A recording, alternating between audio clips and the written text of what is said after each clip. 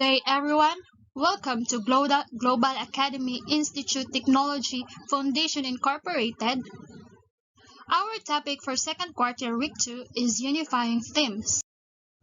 Ecology is the branch of biology that deals with the study of living organisms and their relationships with each other and the environment. Let's take the diagram in the previous last slide as an example. The diagram depicts that everything is connected and interrelated with one another. They are different from each other, but they coexist with one another in one community. The unifying themes of life give us an idea of how each of these themes contributes to the connection and interaction of living organisms and their biological system. A system consists of related parts that interact with each other to form a whole. It has different parts, but each plays a significant role for the whole to function as one. Without the help from each other, it cannot fully perform its function. Levels of organization. The cells are considered as the basic unit of life. All living organisms are made up of cells. When cells come together, they form the tissues. A group of tissues that perform the same functions form the organs. A group of organs that works together form the different organ systems. An organism consists of many organ systems but functions as one individual. The function of an organism or a part of an organism greatly depends on its form and structure. It is related to how it works. An example of this is the webbed foot of a duck, which helps the duck swim and search for their food underwater. Other birds have different structures of feet used for perching and grasping food. Reproduction and inheritance. Reproduction ensures the survival of species. All living organisms reproduce either through asexual or sexual reproduction.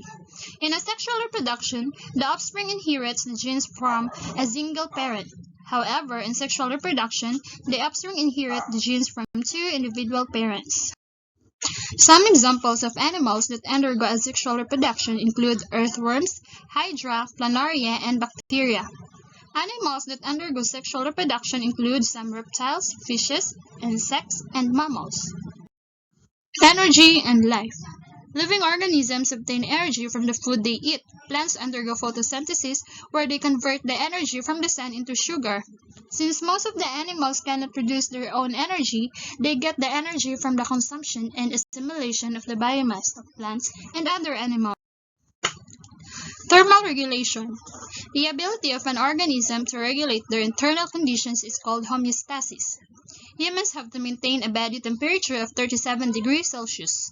When the temperature outside our bodies becomes hot, the skin cools down by perspiration, maintaining the normal body temperature. Adaptation and evolution. In a world that is continuously changing, life itself evolves. Evolution is the change in the physical and heritable traits of organisms over successive generations. Organisms change over time to acclimate to their environment in order to survive. If they fail to adapt to the changes, they usually become extinct. The Baiji white dolphin, for example, became extinct due to diminished food supply, and in addition to that, the pollution caused by human activities. One contemporary example of adaptation is the Aedes aegypti, or the mosquito famous for carrying dengue that caused major outbreaks nationwide. Their eggs were able to survive with scarce of or no rainwater, which is essential to their life cycle. Evolution takes time, usually decades. However, there are times when change happens very rapidly.